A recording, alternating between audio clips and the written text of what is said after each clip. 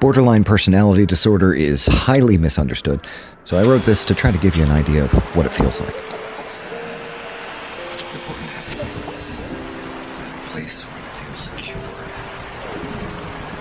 Imagine if your perception of the world has lost both curvature and flatness. Your world is comprised of highly acute angles and thorn-shaped points that follow your movement. If you push forward, you'll be pierced. If you freeze, those thorns will advance. If you retreat, you'll encounter more. Imagine not recognizing your face, responding to the first split-second glimpse of a mirror like you're a puppy or a cockatiel, hackles. A world so frightening that your own face comes across as a primal threat. All your conversations start well and end badly. You love everyone madly. You leave everything sadly. You pull sorrows of the past up like planks of a Jenga stack you will lie down next to when it inevitably topples to the floor. You fall apart a lot. You put yourself back together a lot. The pieces never reassemble into the same arrangement twice. You're excruciatingly nice.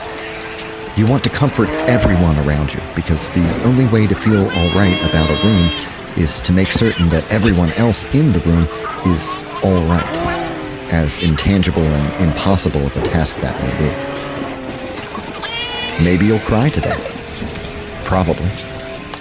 Weeping is a more accurate term. The catalyst is any damn thing. The root is the uncertainty of you. Everything you are, you also aren't. Everything you aren't, you also are.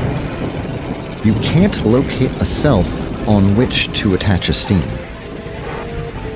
You feel like an entomologist trying to drive a thumbtack through your own chest to contain you within a glass case that specifies your species. The tack won't stick because there's nothing to pierce inside that chest but emptiness. There's a thread in the back of your mind that wonders how long you can tread water in the void before the undertow pulls you too far from shore to swim back.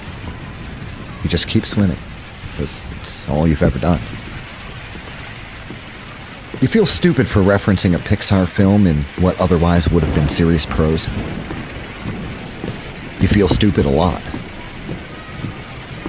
You scold yourself silently every few minutes for every wrong move you feel you must have just made. Not stupid. On the contrary, you're excruciatingly intelligent. Conversations have to be of an uncommon depth, or every breath feels wasted, every sound devoid of meaning. Every sound otherwise is potentially panic-worthy, so you don't miss anything. You tune to every click and pop and whistle and hiss like you just might die if you ignore it. Conversations are about you. All conversations. You know it's not true, but you feel it so viscerally that it's nearly impossible to ignore. You are the piece of shit around which orbits every atom of the universe. When you arrive somewhere, the clock starts ticking. Every room you enter is a time bomb. Your desperation to connect makes it hard for you to say anything because you know when you start, your fear will show through, and when the room picks up on it, the clock runs out, and you run out of the room to escape. There is no escape, no exit. The room that got weird when your fear filled it with an emotional fog is adjacent to an identical room full of identical people who are poised to play out the same cycle. The clock starts over. Every exit is an entrance. Every escape route is a circle. Having borderline personality disorder doesn't put you at the border between any one thing and any other thing. The word borderline barely describes any actual aspect of the condition, although you can make the argument that having BPD puts you at the borderline of sheer terror at any given moment. You aren't a monster, and there's ample literature about your condition to suggest that you are perceived that way. You don't feel human, but ironically, you're more human than human. You feel feelings just like everyone else, only for you, those feelings are exceptionally louder, exponentially brighter. Because your emotions are deafeningly loud, Every interaction is a test of your limits. You bump against limits anytime you leave whatever isolation bunker you've managed to acquire for yourself. If you're like me, you think about ending it a lot. I have thought about ending my own life every day, multiple times a day, for as long as I can recall having thoughts. You might think about it too, but you're still here listening to me. I'm glad. You shouldn't feel guilty. Those thoughts are natural, considering the pressure BPD puts upon you. Thoughts of suicide leave you feeling weak, but you're tougher than you feel. Not many people you know could survive the pressure your brain puts you under. Anyone who views you as weak hasn't been mentally tested to the degree that you are. They speak out of fear and ignorance. I've been talking about borderline personality disorder for 20 years. By the statistics, there was a 10% chance I'd be dead by now.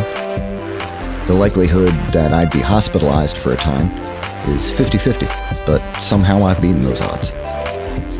You and I can change those stats by soldiering on. We can change the perception that other people have by openly sharing our experiences with borderline personality disorder. People fear us for the same reason we fear ourselves. We just don't understand. But understanding isn't a destination, it's a journey. All we can do is keep moving forward. Keep moving forward with me.